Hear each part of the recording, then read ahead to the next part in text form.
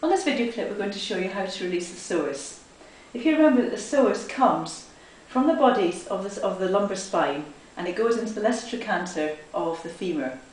And the one bit you can get at it is down here, just inside the SIS here.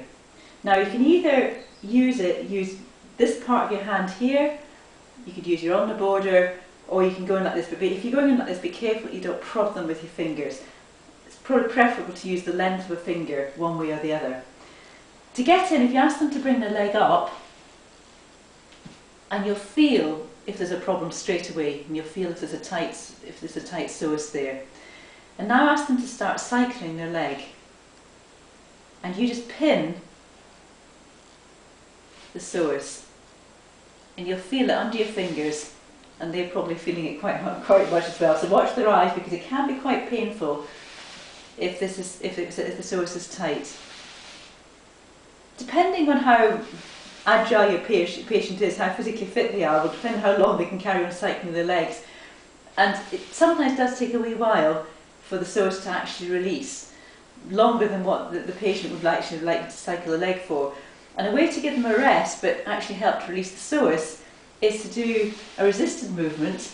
So take hold of their leg like this, keep your hand in here, inside of the nominate bone here, and ask them to pull their thigh up towards their chest.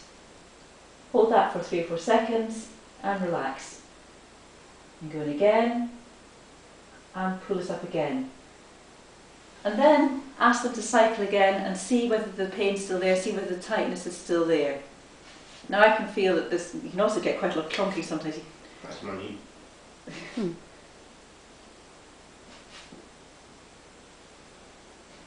Okay, and that's starting to go a wee bit now. And you might want to just pull up again and relax, and once more. And relax. So that's when they're cycling, that would be an active release. When they're pulling up, it's a resisted release. The other thing you can do is give a psoas stretch. So if you ask them to come to the side of the couch, let this leg drop off the side, and all you do is you hold the leg. You might want to hold the opposite shoulder just to make them feel more secure, and get them to push their leg up and relax. And just push it down a wee bit further and get them to push up again for about 4 seconds and relax. And you do that 3 or 4 times, and that will just help to stretch the psoas. You can do a similar thing off the end of the couch or the end of the bed if they're trying to do it from home. Kitchen table's quite good. You need something high enough so the leg's not actually touching the ground.